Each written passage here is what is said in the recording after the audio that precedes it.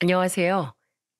저는 부모님이 네 분이나 있는 아주 특별한 사람입니다. 비록 자녀 두 명을 혼자 키우고 있는 싱글맘이지만 제 마음속엔 늘 남편이 자리 잡고 있기에 외롭지 않게 지내고 있습니다.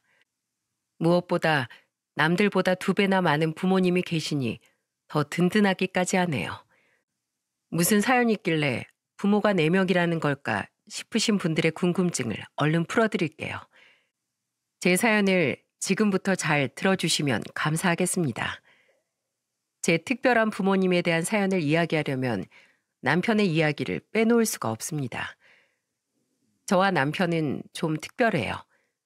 아주 드문 케이스로 만나게 된 사이인데요. 원래 보통의 사람들은 또래 지인들을 통한 소개팅이나 친한 지인으로 알고 지내다가 만나는 경우가 대부분이지만 저희는 많이 다른 방법으로 만나게 되었습니다. 그건 바로 우리 각자 어머님들의 주선하에 만나게 되면서 연애를 하고 결혼까지 하게 된 거랍니다. 저희 엄마하고 시어머니는 원래부터 한 동네에서 장사를 오래 하신 분들이었어요. 저희 엄마는 동네에서 미용실을 운영하고 계셨고 제 시어머니는 마트를 운영하고 계셨죠. 워낙 오래 전부터 운영을 하고 계셨기에 대형 마트까지는 아니더라도 동네에서 오랫동안 자리 잡아서 고객들도 많고 우리도 항상 이용하는 마트였어요. 그리고 저희 시어머니도 엄마 미용실에서 파마 염색 머리도 하시면서 오랫동안 친분을 유지하셨죠. 제가 가끔 미용실에 갈 때도 두 분이서 머리를 하지 않더라도 늘 수다를 떨고 있을 만큼 친분이 있으신 분들이었기에 서로가 잘 알고 지내던 사이였답니다. 근데 그런 단순한 동네 지인으로만 알고 지내던 분이 제 시어머니가 되기까진 그리 어렵지 않았습니다. 어느 날 엄마가 저한테 뜬금없는 소리를 하셨고 그 이야기를 계기로 저희는 서로에게 인연으로 닿게 된 거였답니다. 얘 소연아, 너 남자친구 없니? 없어. 남자친구는 왜요? 그러면 얘 엄마가 주소 날 테니까 중매 한번 봐봐. 에잉? 갑자기 웬 중매? 엄마, 요즘 세상에 무슨 중매야. 그런 거 잘해야 돼. 괜히 잘못했다간 엄마도 곤란해지고 나도 곤란해지잖아요. 그리고 어떤 사람인 줄 알고 중매를 받아. 아니야. 이건 엄마가 보증해. 진짜 괜찮은 남자 있어. 착하고. 아주 점잖은 좋은 사람이 있다니까. 내가 저번에 봤더니 착실하기까지 해. 게다가 너도 아는 사람이야. 뭐? 나도 아는 사람이라고? 어, 지나가다 몇 번 봤을걸? 전 엄마가 말하는 사람이 누군가 했더니 그 사람은 바로 같은 동네에 있는 저도 잘 알고 있는 마트 아주머니의 아들이었어요. 그 아들과는 마트를 오고 가고 동네를 오고 다니면서 몇 번 부딪힌 적은 있었지만 말은 한 번도 해본 적이 없었죠. 근데 제가 알고 있는 이미지도 그리 나쁜 이미지는 아니었기에 우선은 한번 만나보기로 했습니다. 근데 원래도 좀 말이 없고 조용한 성격이라는 거 느끼고 있었지만 처음 만난 날에는 제가 알고 있는 것보다 훨씬 더 숙맥이고 순진하던 거 있죠. 얼마나 숫기가 없는지 커피잔을 손으로 들면서 덜덜 떨더라고요. 근데 저는 그 모습이 오히려 더 인간적이고 귀여워서 호감으로 다가왔답니다. 그래서 웃으면서 장난치며 말했죠. 어? 왜 이렇게 손을 덜덜 떠세요? 아, 제가 긴장을 하면 손이 좀 떨립니다. 죄송해요. 너무 떨리네요. 아유, 긴장하지 마세요. 저희 지나가다가 한두 번은 봤잖아요. 편안하게 생각하고 차 마셔요, 우리. 네, 네, 알겠습니다.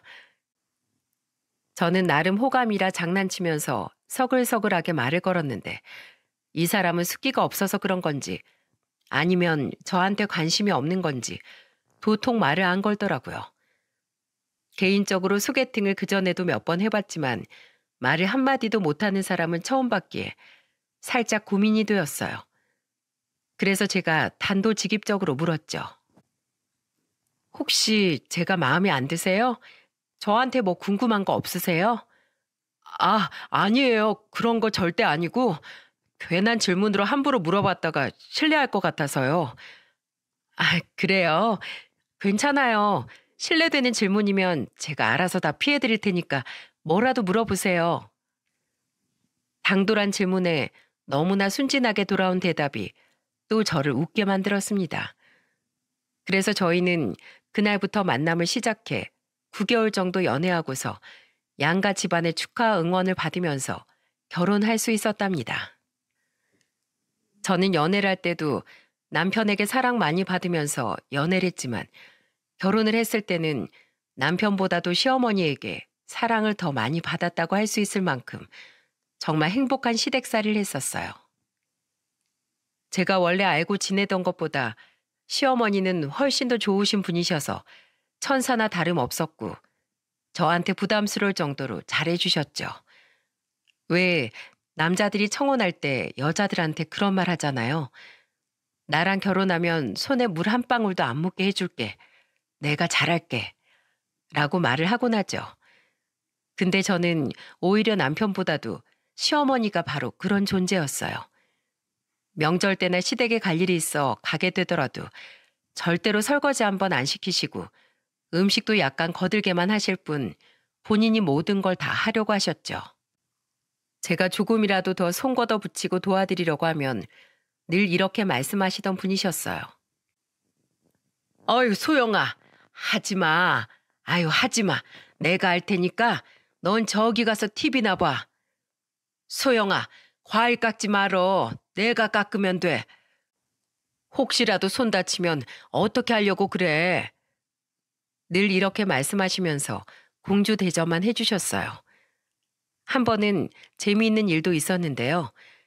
제가 너무 가만히 있기가 죄송해서 거실에서 청소기를 돌리고 있는데 어머님이 그걸 보시더니 아버님께 막 뭐라고 하시더라고요. 소영아, 뭐하러 청소기를 돌려? 여보, 당신이 청소기 안 돌려? 왜 우리 며느라기 고생을 시켜? 나? 나 아니야. 내가 안 시켰어. 소영이가 하고 싶다고 직접 한 거야. 이런, 아이 그럼 못하게 뜯어 말렸어야지. 당신은 손이 없어 발이 없어. 자기 집 청소를 누굴 시켜 대체. 빨리 당신이 해. 아 얼른. 아유, 어머님 너무 그러시면 저 부담스러워요. 그러지 않으셔도 돼요. 그리고 이거 아버님이 시키신 게 아니라 제가 한 거예요. 제가 하게 해주세요. 아니야. 우리 집 복덩이한테 왜 이런 일을 내가 시켜? 넌 그냥 가만히 있어. 아이 참, 어머님 자꾸 이러시면 저 부담스러워서 집에 잘 못 와요. 아유, 그래도 안 돼, 안 돼. 여보, 얼른 당신이 안 돌려? 에이, 내가 진짜 서러워서 살겠나? 아가, 요즘 니네 시애미 때문에 내가 다 시집살이 한다. 근데 그래도 우리 예쁜 며느리 고생시키면 안 되지. 내가 생각이 짧았다. 어여다오, 내가 마저 돌리마. 아유, 아버님도 참. 어머님, 저 같이 할게요. 같이 하게 해주세요. 아이고, 요 예쁜 거. 알았어, 알았어. 그럼 이것까지만 해. 알았지? 네, 어머님. 이렇게 저는 시부모님께 사랑받는 며느리였습니다. 그리고 저희 시어머니 자랑을 좀 더 하자면 저희 시어머니는 음식 솜씨도 상당히 좋으셨답니다. 그래서 저는 남편에게도 어머니 손맛 그대로 음식을 해주고 싶어서 어머님표 나물 무침부터 시작해 찌개 끓이는 방법, 김치 담그는 법을 전부 다 전수받았어요. 사실 저는 그때까지 살면서 김치를 담가본 적이 없었어요. 엄마가 김치 담그는 것만 옆에서 보고 도와주기만 했지 어떻게 하는지 몰랐는데 시어머니가 정말 친절하게 여러 가지를 알려주셨죠. 신혼집은 전세로 잡아주셨는데 저희한테는 그것도 정말 감지덕지였어요. 두 분이 동네 마트를 운영하면서 얼마나 열심히 사셨는지는 제가 잘 알고 있었기에 오히려 그 집도 저희가 다 알아서 하고 싶었는데 어머님 아버님이 그건 꼭 본인들이 해주고 싶다고 하셔서 억지로 받은 거였죠. 그만큼이나 큰 시부모님의 사랑을 받으면서 전 결혼 생활을 했고 그 덕에 1년 만에 쌍둥이를 출산하게 되었답니다. 원래 자녀는 한두 명 정도 낳고 싶었는데 오히려 연달아 낳는 것보다 한 번에 낳으니까 또 그것대로의 장점이 크더라고요.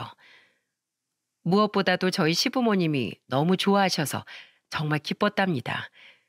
두 분은 툭 하면 저희 집에 오셔서 아기도 보고 가시고 음식도 잔뜩 해다 주시면서 지극정성으로 저와 아기를 같이 봐주셨어요. 저는 그게 너무 감사했지만 반대로 그걸 심하게 질투하는 사람이 있었죠. 그건 다름 아닌 바로 동서였어요. 사실 시어머니는 저와 동서를 많이 차별하셨습니다. 근데 제가 시어머니라도 그럴 수밖에 없었겠다 싶을 정도로 동서는 미운 짓거리를 많이 하고 다녔죠. 항상 시댁에 오면 예의가 없었는데 그 정도가 진짜 심해서 옆에서 보는 사람이 다 눈살이 찌푸러질 정도였어요. 동서는 항상 시댁에서 시어머니가 뭐라고 하면 꼭 말대꾸를 하거나 한 번에 대답하는 법이 없었는데요. 언젠 이런 적도 있었답니다. 예, 저기 가서 쓰레기 좀 버리고 와라. 어머님, 저한테 왜 그딴 거 시켜요? 싫어요. 저 냄새 나서 안 갈래요. 저는 정말 깜짝 놀랐어요. 어떻게 시어머니에게 그렇게 말을 할 수 있는 건지 이해가 되질 않았죠. 근데 매번 이런 식이었기에 시어머니는 항상 고개를 절레절레 흔들면서 동서를 예뻐해 주질 않으셨죠. 근데 사람은 진짜 끼리끼리 만난다고 동서가 이러는데도 다 이유가 있었습니다. 그건 바로 시동생 때문이었죠. 시동생도 문제가 진짜 많았는데 늘 시댁에 와서 하는 소리라곤 돈 소리밖에 없었어요. 심지어 다른 땐 집안일 하나 안 돕고 가족 행사 있을 때도 늘 빈손으로 와서 빈대처럼 달라붙기만 하는 인간들이 꼭 돈을 요구할 때만 예쁜 척하면서 말을 잘했죠.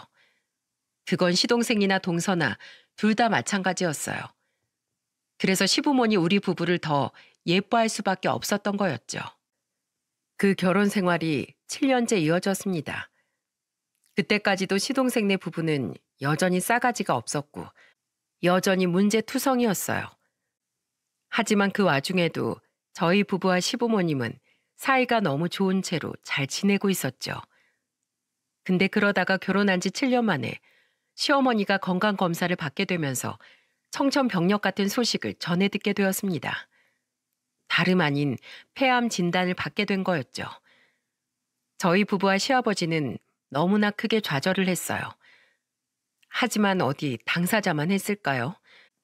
당시 폐암 진단을 받으신 시어머니는 무척이나 힘들어하셨고 스트레스도 많이 받으셨지만 치료를 받느라 머리도 다 빠지고 웃음기도 많이 사라졌어요. 저는 그 모습을 보면서 마음이 너무 많이 아팠습니다. 그리고 그동안 시어머니에게 받은 사랑과 은혜에 대해 보답을 하고 싶었어요. 당시 저희에겐 어린 쌍둥이 자녀들이 있었지만 그래도 유치원 다니면서 어느 정도 통제가 되는 수준이었기에 남편과 상의를 해서 저희가 아예 시댁에 들어가 시어머니의 병간호를 하기로 했죠. 그때는 시어머니가 병원이랑 집을 왔다 갔다 하셨는데 그때 병원이라도 모시고 다니면서 며느리로서 할 수 있는 건 다 하고 싶었어요. 그때 당시엔 저희 엄마한테도 아예 시댁으로 들어가 살면서 시어머니를 돌보고 싶다고 하니까 이렇게 말씀을 해주시더라고요. 아휴, 어쩔까. 어쩌면 좋니. 무슨 폐암이야. 이제 나이도 겨우 60대밖에 안 됐는데 어떻게 하냐. 어떻게. 엄마, 그래서 내가 어머님 집으로 가서 보살펴 드리려고. 아버님 혼자서 간호하는 것도 힘들잖아. 그래서 내가 옆에서 말동무라도 해드리고 병원도 같이 다니면서 그동안 못한 며느리 노릇이라도 제대로 해보려고. 남편이랑도 이미 얘기 끝냈어. 남편은 나한테 많이 미안해하는데 난 오히려 그렇게 하고 싶어. 엄마 생각은 어때? 그래, 소영아, 그래라. 네 시어머니가 너한테 그렇게 잘했잖아. 사람은 베풀고 살아야 하는 거야. 나라면 절대로 내 며느리한테 네 시어머니처럼 못한다. 나 돈을 옆에서 보면서 얼마나 고마웠는지 몰라. 그러니까 이제 네가 가서 니네 시어머니 좀 많이 챙겨드려. 잘 생각했다. 내 딸 너무 대견해. 어, 고마워 엄마. 그렇게 말해줘서. 내가 가서 어머님 다시 일어설 수 있도록 최선을 다할 거예요. 엄마는 흔쾌히 그러라고 하시면서 오히려 가서 더 잘하라고 다독여 주셨어요. 근데 엄마도 그렇게 할 수밖에 없는 게 남편이 시부모님이 저한테 한 것만큼 제 친정에도 정말 잘했거든요. 저희 남편처럼 말 수 없는 사람이 저희 친정엄마를 웃기기 위해 술 한 잔 마시면 꼭 그렇게 춤을 추곤 했었죠. 어머님, 제 춤 좀 보시겠어요? 둠치, 둠치. 아이고, 자네 그게 무슨 춤이야? 무슨 그런 우스꽝스러운 춤이 다 있는가? 어머님, 이게 요즘 인터넷에서 유행하는 춤이에요. 둠치, 둠치. 남편이 이렇게 한 번씩 춤을 추면 저희 엄마는 배꼽 빠져라 깔깔거리며 웃으셨죠. 저희에게는 그런 모든 것들이 다 소소한 행복이었기에 엄마도 남편을 항상 예뻐하셨답니다. 그러니 시댁에 들어가 살겠다고 했을 때도 엄마는 흔쾌히 허락할 수밖에 없는 거였어요. 그리고 드디어 남편과 모든 이야기를 다 마치고 시부모님께 말씀드리며 시댁에 들어갔을 때 저희 넷은 다 같이 손을 부여잡고 울면서 이야기를 나눴답니다. 여보, 진짜 고마워. 우리 마누라 왜 이렇게 좋은 사람인 거야? 내가 우리 마누라 행복해지게 더 많이 노력해야겠다. 정말 고마워, 여보. 소영아, 내가 너한테 할 말이 없다. 이렇게 선뜻 우리한테 와줘서 고맙구나. 참 내가 내 마누라지만 혼자서 돌보는 게 여간 힘든 게 아니었는데 네가 와주니까 내가 정말 든든하구나. 우리 며느리 정말 고맙다. 시아버지도 눈물을 흘리며 말씀하셨는데 거기에 시어머니까지 울음을 참지 못하시면서 말씀하셨어요. 우리 소영이가 내 옆에 있어서 더 이상 외롭지 않네. 요 이쁜 것이 나 때문에 고생할 생각하면 이 시애미 마음이 너무 많이 아프다. 소영아, 내 잠깐만 신세지 마. 그리고 얼른 털고 일어나서 다시 네 시애미로서 내가 잘해줄 거야. 고맙다 우리 며느리. 내 복덩이 참말로 고마워. 이렇게 저희는 서로가 서로에게 더 애틋해지게 되는 계기를 맞이하면서 시어머니의 병간호를 잘 하고 있었답니다. 근데 여기에 꼭 초를 치는 사람들이 있었어요. 딱 봐도 누군지 아시겠죠? 네, 맞아요. 바로 시동생네 부부였어요. 시동생네는 아주 가끔씩 시댁에 놀러 왔는데 그마저도 동서는 아픈 시어머니를 보고선 뭘 하는 줄 아세요? 어머니 몸이 좀 좋아지셨네요. 저번엔 얼굴이 영 말이 아니더니 이번엔 좀 사람다워지셨네요. 노년에 그렇게 아프시면 가족이 다 고생이에요. 그러니 어머님이 예뻐에 맞이하는 형님까지 고생하셨잖아요. 그러니까 더 아파서 짐덩어리 취급받고 싶지 않으시면 얼른 나으세요. 이렇게 말을 하곤 했었어요. 저는 이 말을 들으면서 너무나 경악스러워 한마디 하려고 하는데 그때 시아버지가 동서를 나무라시더군요.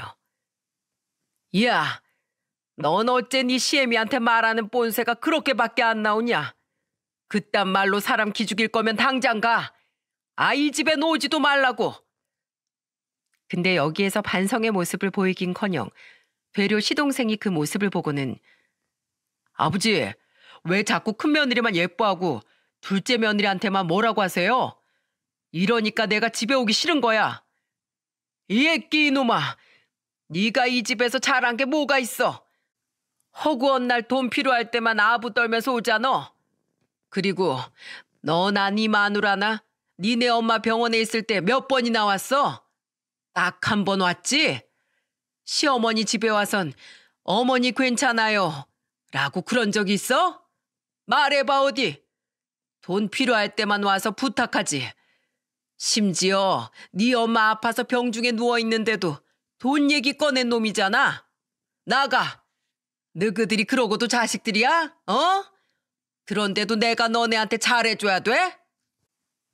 시아버지는 그동안 한이 맺혔던 것들을 거의 울분을 토하며 말씀하셨어요. 하지만 그런데도 동서는 아주 대책 없이 나오더라고요. 아, 여보, 집에 가자. 난 이래서 집구석에 오기 싫다니까. 아버님, 그렇게 저희한테도 줄 돈도 없고 잘해줄 마음도 없으신데 저희도 여기 더 올 이유가 없을 것 같네요. 이만 가보겠습니다. 동서는 이렇게 말을 하고는 시동생과 함께 나가버렸어요. 참 어이가 없는 순간이었죠.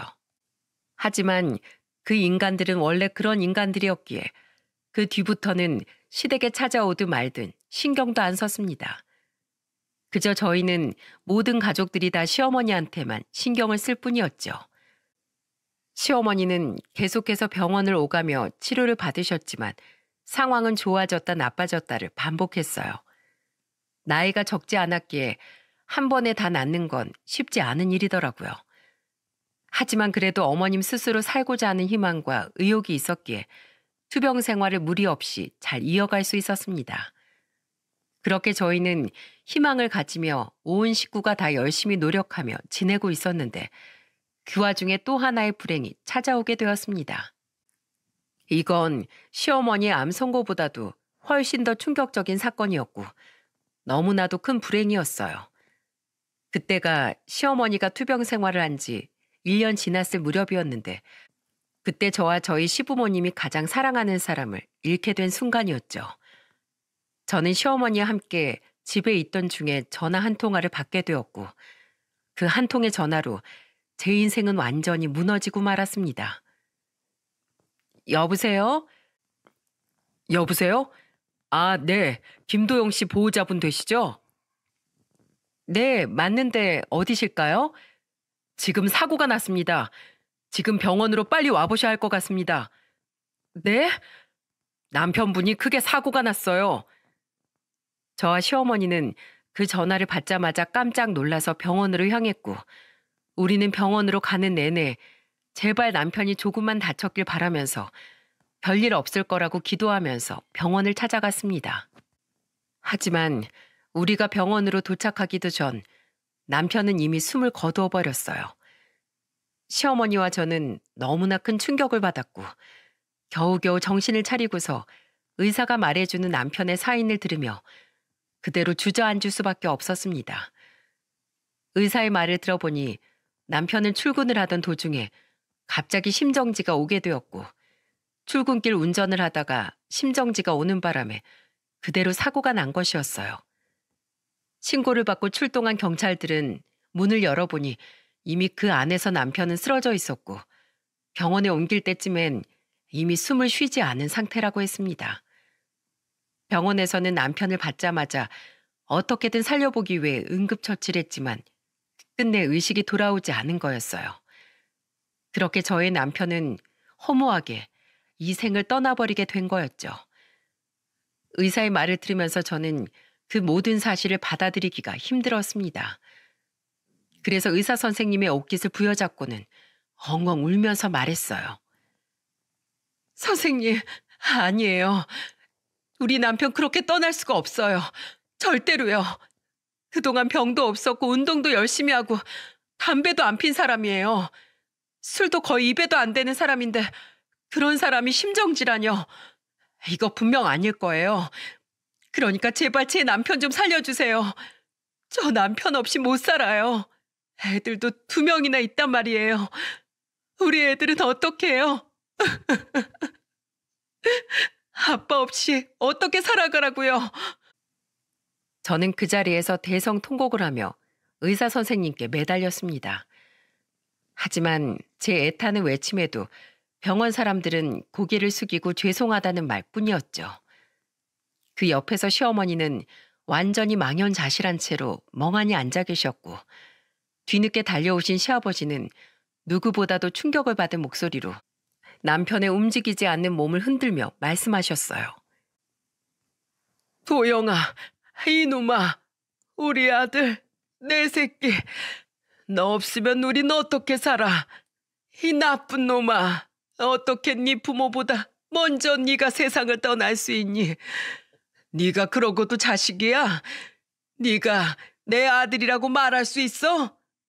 도영아, 내 아들아, 제발 눈 좀 떠다오. 제발 다시 일어나서 나 좀 불러줘. 아버지 하고 한 번만 더 불러다오. 우린 너만 믿고 살았는데 자식이라고 너 하나 있는 걸로 생각하며 살았는데 일어나라. 제발 일어나 줘라 아들아.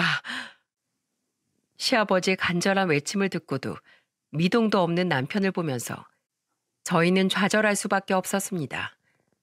결국 저희는 슬픔 속에 장례를 치를 수밖에 없었어요. 장례는 친정에서도 같이 도와주셨고요. 힘내세요, 사돈. 힘내세요. 우리 사위 분명 좋은 데 갔을 겁니다.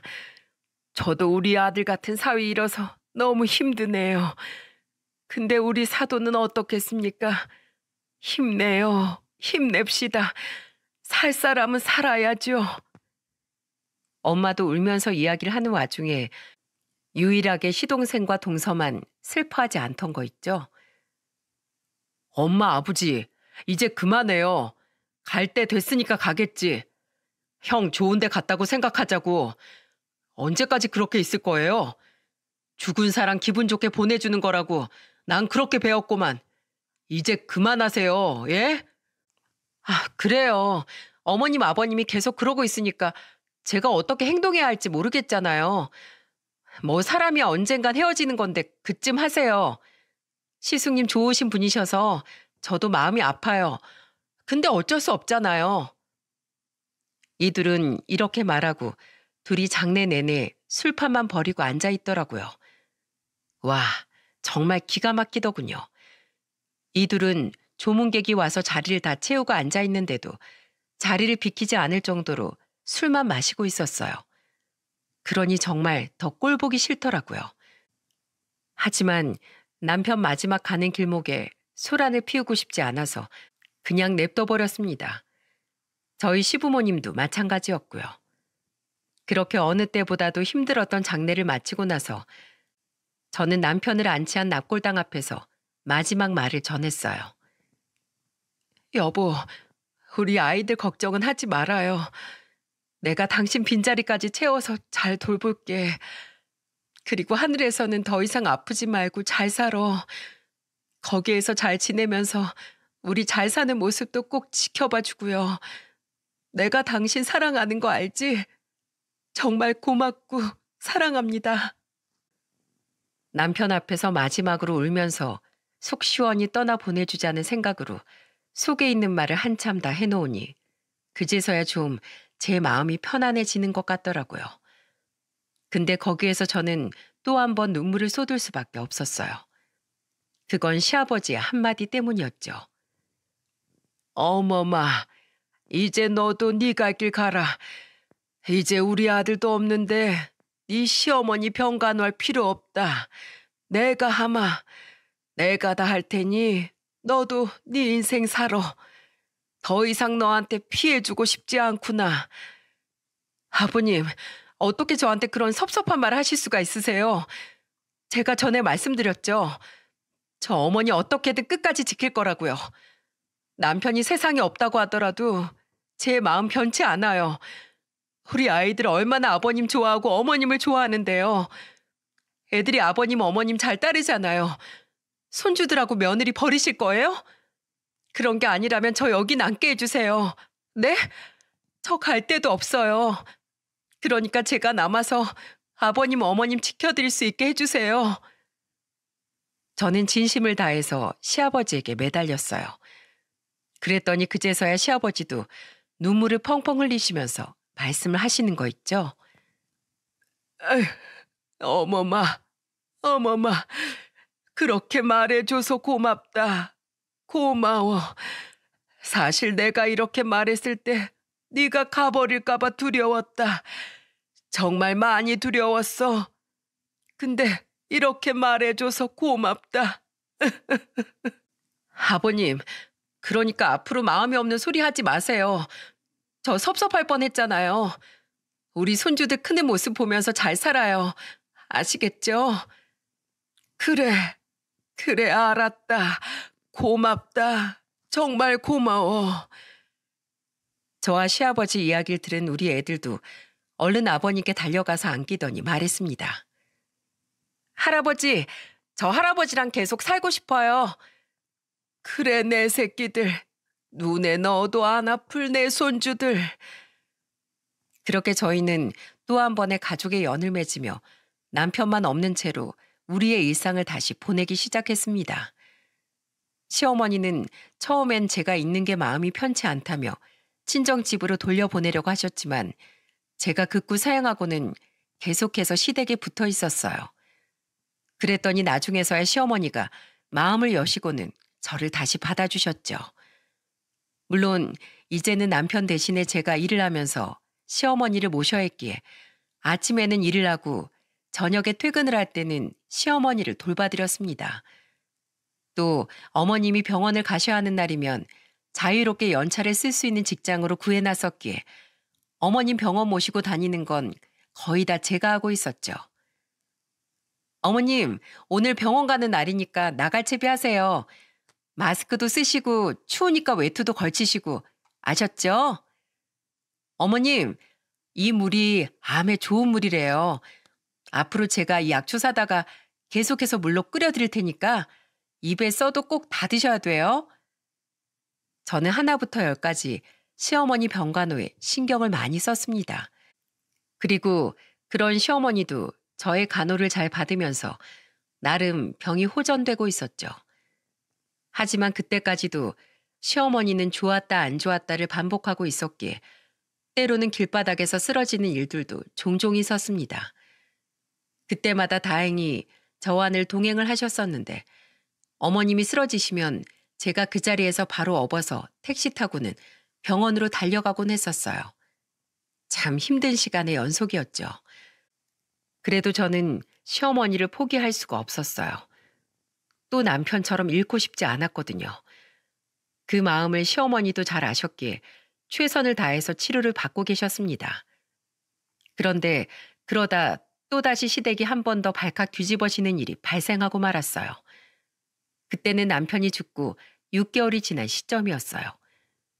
한동안 코빼기도 보이지 않던 시동생이 갑자기 술을 먹고 시댁에 찾아왔더라고요. 그러고는 저에게 아주 충격적인 말을 꺼내던 거 있죠. 형수. 아니, 이제 형수도 아니지. 저기요, 이봐요. 도대체 왜 우리 부모님 집에서 안 나가는 건데요? 혹시 뭐라도 뜯어먹으려고 그러는 거예요? 형 죽었으니까 이제 남이잖아요. 더 이상 이 집에 있지 말고 가세요. 자, 이거 딱 100만 원. 이거 줄 테니까 제발 이거라도 챙기고 싶으면 지금 딱 챙기고서 나가라고요. 지금 안 나가면 이것마저도 없을 테니까 알아서 선택해요.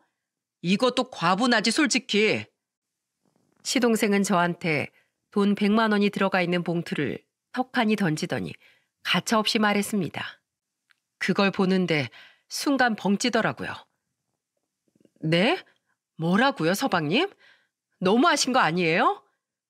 아니, 내 말이 맞잖아요. 우리 엄마 이렇게 돌봐주면 우리 부모님이 재산 좀 나눠준대요? 지금 그거 노리고서 며느리 행사하는 거 아니냐고요. 어차피 그 재산 형 없으면 다 내 거니까 탐내지 말고 가세요. 이 집에서 당장 떠나라고요. 거지도 아니고 말이야. 동냥할 데가 없어서 아픈 시어머니 핑계로 눌러앉아 있어요? 사람이라면 그러면 안 되지. 그러게 말이야. 형님, 같은 며느리로서 진짜 속보이는 짓거리 하는 거 눈에 다 보여요. 그러니까 가세요. 이 집 며느린 저뿐이에요. 이제 어머님 귀찮게 그만하시고 가시라고요. 네? 시동생의 동서까지 거드니 저는 속으로 너무 분했어요. 이것 봐요들. 어쩜 나한테 이럴 수가 있어요? 당신들이 그러고도 사람이야? 내가 어머님한테 뭘 바라고 이런다고요? 어떻게 인간들이 그런 말 할 수가 있어? 어떻게 지 형수한테 이렇게 말을 막 할 수가 있냐고. 저 인생 그렇게 막 살지 않았어요. 뭐 보고 어머님 돌본 것도 아니고 내가 남고 싶고 어머님 아버님 곁에 있고 싶어서 그런 건데 너무 말이 심한 거 아니에요? 여기서 나가라고 할 거면 차라리 저보고 죽으라고 하세요. 죽으라고 해. 라고 말하면서 오열을 했습니다. 그런데도 이 두 사람은 꼼짝도 않고 저를 노려보고 있더군요. 그때가 밤 10시였는데 밤에 찾아와 소란을 피운 것도 부족해서 저한테 그런 막말을 퍼부었다는 것 자체가 저는 너무 싫었어요. 그때 심지어는 시부모님 두 분 다 안방에서 주무시고 계실 때라 더 조심스러운 상황이었는데도 조심을 할 수 없을 만큼 힘들었죠. 역시나 그 소란에 안방에서 주무시던 시아버지가 소리를 듣고 나오셨습니다. 덩달아 시어머니도 오셨죠. 한참 소란스러운 소리에 두 분 다 깜짝 놀라서 나오셨는데 거기에 제가 거의 대성통곡을 하고 있으니 더 놀라며 말씀을 하시더라고요. 며느라, 괜찮니? 아니, 이게 무슨 일이야? 대체 왜 이러는 거야? 너네, 내 며느리한테 무슨 짓 했어? 어? 둘째 너, 네 형수한테 뭐 하는 짓거리야? 어? 나가, 당장 나가라고. 빨리 안 나가? 시아버지는 제가 그 둘 앞에서 우는 모습을 보시더니 시동생 부부를 막 내쫓으려고 하셨어요. 근데 시동생은 막무가내인 거 있죠? 아버지, 진짜 왜 이러세요? 저 여자 아버지랑 피 한 방울도 안 섞인 남이에요, 남. 완전 남남이라고요. 이젠 우리 식구도 아닌데 왜 끼고 사는 거예요, 대체? 저 속 안 보여요? 예? 형 죽었으니까 빨리 내보내요. 저 여자 내보내고 대신에 제가 이 집에 들어올 테니까 당장 내보내시라고요. 저희가 어머니 돌볼 거예요. 빨리 보내요. 이 애끼 이놈아. 네 형, 형수다. 다른 사람도 아니고 네 형 와이프라고. 넌 네 형수가 불쌍하지도 않냐? 너그 형 그 젊은 나이에 먼저 세상 떠났어. 그것도 어린 자식 2명이나 냅두고 네 형수는 혼자 된 몸으로 2애들 키우면서 우리까지 돌보고 있다. 네 엄마 간호까지 자처해서 다 하고 있고 그런 형수한테 네가 그런 말할 자격 있어? 자격이나 있냐고 이놈아. 그래도 어차피 남이잖아요. 아버지 좀 보세요. 제발 제대로 좀 보시라고요. 저 여자 지금 아버지 어머니한테 뭐라도 한 푼 뜯어내려고 그러는 거예요. 아버진 그게 안 보이세요? 그래, 안 보인다 안 보여. 난 딱 하나 보인다. 네가 사람이 아니라는 거. 더는 내 아들이 아니라는 거. 이제부터 넌 내 아들 아니다. 그러니까 나가. 빨리 이 집에서 나가. 못 가요. 우린 여기서 저 여자 내쫓을 때까지 한 발자국도 안 움직일 거예요. 시동생은 끈질기게도 나왔습니다. 일반적인 사람이라면 생각할 수도 없는 행동을 하고 있었죠. 그 모습을 보며 저는 수심에 잠겨 있는데 거기에서 누군가의 대반격이 시작되었고 그것은 다름 아닌 저의 시어머니였습니다. 찰싹! 엄마! 나가. 넌 더 이상 내 아들 아니다. 사람 새끼가 아니야. 내가 사람 새끼가 아니라 짐승 새끼를 키웠어. 그리고 둘째 며느리 너. 너 더 이상 나한테 어머니라고 부르지도 마. 난 너희 같은 자식들은 없는 셈 치고 살라니까 당장 내 집에서 나가. 나가서 다시 오지 마.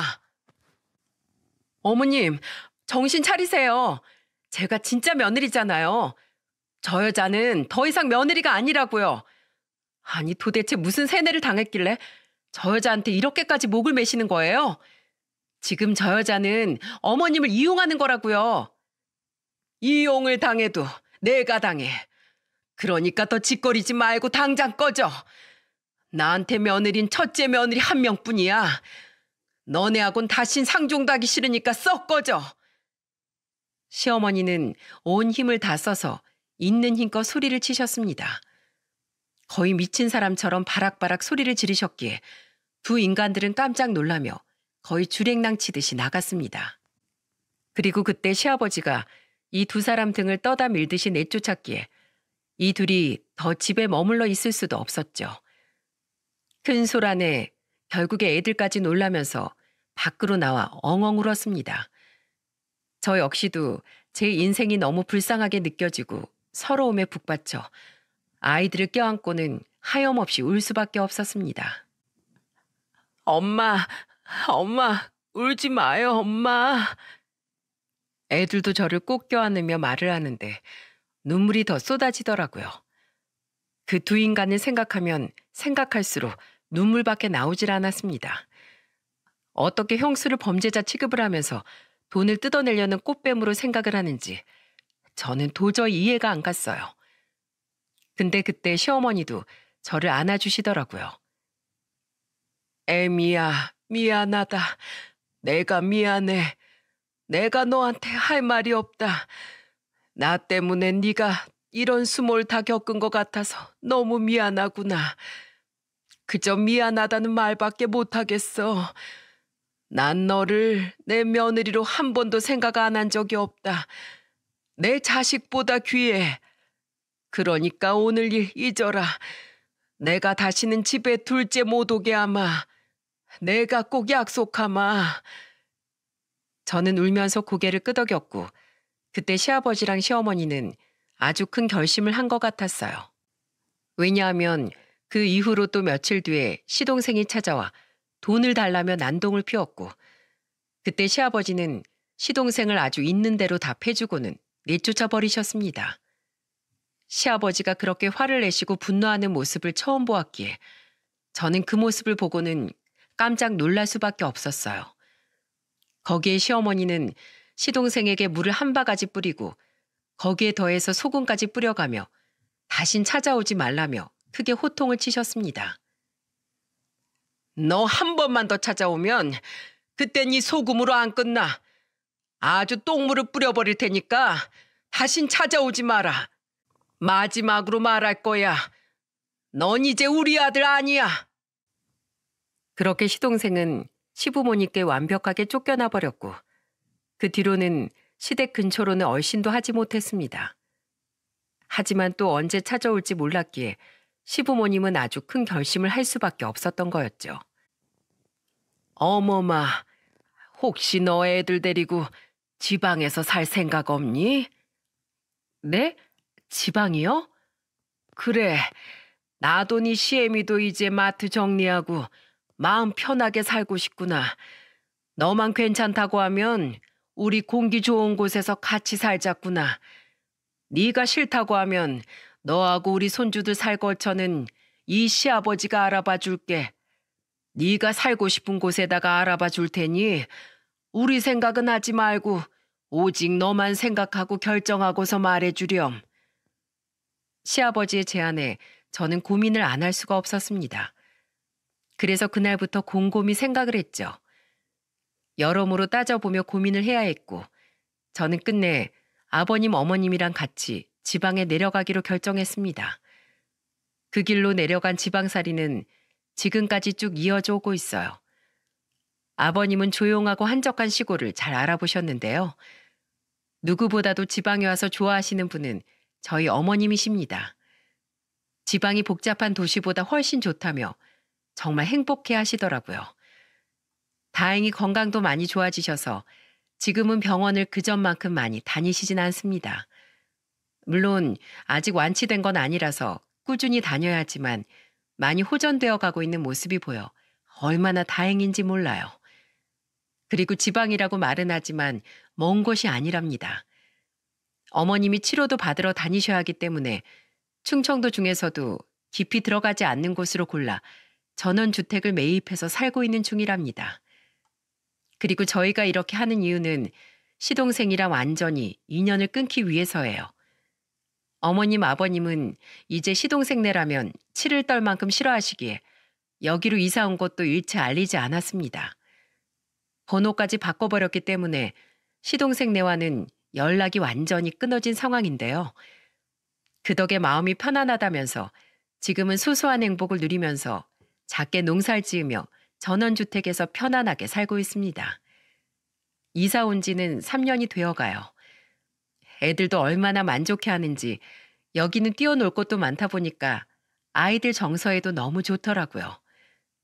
저 역시도 시부모님 따라서 내려오길 정말 잘했다는 생각을 하면서 지내고 있네요. 지금 시골 사람들은 저를 이 집 며느리가 아니라 딸로 생각하고 있습니다. 실제로 제가 시골에 내려오면선 두 분께 말씀을 드렸었네요. 어머님, 아버님, 저 이제 며느리 말고 딸 할게요. 이제는 단순한 며느리가 아니라 두 분께 자식이 되어드리고 싶어요.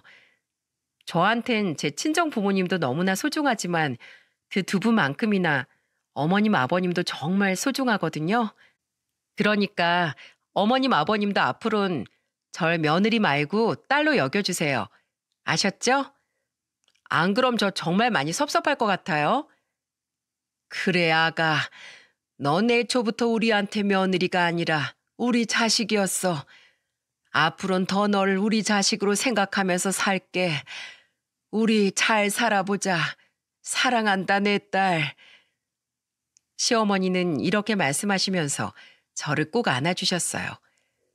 시아버지도 제 손을 꼭 잡아주셨고요.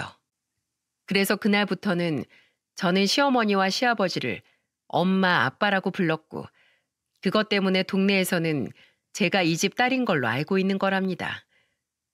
그리고 종종 시골에는 저희 친정 부모님도 가끔씩 놀러 오셔서 시부모님이랑 수다도 떨고 같이 여행도 다니고 계세요. 충청도에서 가까운 곳으로 여행 갈 만한 곳도 많아서 네 분 부모님 모시고 제가 많이 다니려고 노력하고 있는 중이랍니다.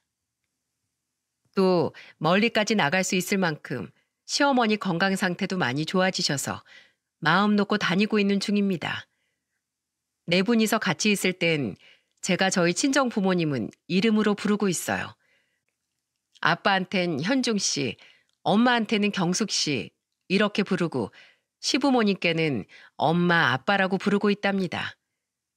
저희 친정 부모님도 시부모님이 어떤 사연을 가지고 있는지 다 알고 계시기에 충분히 이해해주고 계시고요. 가끔은 웃기게도 저희 시부모님이 본인들도 이름으로 불러달라며 그렇게 불려지니까 꼭 젊어진 느낌인 것 같다며 웃은 소리로 농담하시기도 하세요. 그럼 제가 가끔씩 이름으로 불러드리곤 한답니다. 그만큼 저희는 서로가 서로에게 익숙해지고 더 가까워지게 되었어요. 며칠 전에는 시아버지랑 소주를 한 잔씩 마시는데 이런 말을 해주시더라고요. 소영아, 난 나만 네가 없었으면 아마 우리 마누라 먼저 보내고 나까지 아들 곁으로 떠났을 게다. 넌 우리의 생명의 은인이자 너무 고마운 존재야. 네가 우리 옆에 있어서 너무 고맙구나. 우리 딸 너무 사랑한다. 이 엄마 아빠 옆에 있어줘서 정말 고마워. 이 한마디를 눈시울을 붉히면서 얘기하시는데 그 말이 저를 울리던 거 있죠. 아이 참, 아빠도 날 또 이렇게 울리시면 어떡해 해요. 네? 하여간 우리 아빠 감수성 풍부한 건 알아줘야 한다니까. 이게 뭐야. 또 눈물에 소주 마시게 생겼네. 나도 우리 엄마 아빠가 있어서 너무 좋아요. 우리 오래오래 이렇게 같이 살아요. 사랑해요. 저는 시아빠의 말에 이렇게 화답을 하며 또 서로 눈물을 훔쳤었네요. 이때는 그저 기쁨의 눈물이었습니다. 전 저의 인생이 이렇게 흘러올지 전혀 몰랐습니다. 근데 오히려 이 삶이 정말 행복하고 좋습니다. 저희 시부모님도 농사 지으며 행복하게 지내시고 저도 손재주가 좋은 덕분에 유리공예를 배우고는 제 공방 차려서 열심히 일하며 지내고 있어요. 앞으로는 쭉 이 생활을 유지하면서 잘 지내보려고 합니다. 어떤 사람들은 이야기해요. 저한테 아직 젊은데 새로 시집갈 생각은 없냐고요. 근데 아직까지는 전혀 생각이 없습니다. 지금은 저희 시부모님 모시고 사는 것도 그렇지만 아직 제 마음속에는 사랑하는 제 남편이 남아있기 때문에 당분간은 누군가를 만나지 못할 것 같네요. 그리고 이미 제 행복은 충분하기에 더는 누가 비집고 들어올 틈조차 없습니다. 모르겠어요. 언젠가는 좋은 사람이 생겨 재혼을 하게 될지도 모르죠. 가끔은 저희 시부모님도 꼭 좋은 사람이 생기면 자기들 생각하지 말고 무조건 시집가라고 하시는데 혹여라도 그런 일이 생겨난다고 하더라도 저는 저희 시부모님만큼은 정말 놓치고 싶지 않네요. 그만큼 저에게는 저 두 분이 소중합니다. 여러분, 부디 제가 오랫동안 이 두 분을 모시고 살 수 있도록 응원해 주세요. 그리고 아빠 없는 우리 애들이 아빠의 부재를 느끼지 못할 만큼 행복하게 잘 지낼 수 있도록 기도해 주셨으면 좋겠습니다. 저도 여러분들이 멀리서가 아닌 가까운 곳에서 행복을 찾고 사랑하는 가족들과 함께 사는 그 즐거움과 기쁨을 잘 누리시길 응원하며 기도하겠습니다. 저의 사연 들어주셔서 감사하고 앞으로 또 좋은 소식으로 사연을 보내는 날이 오면 좋겠네요. 그때까지 모두들 건강하세요.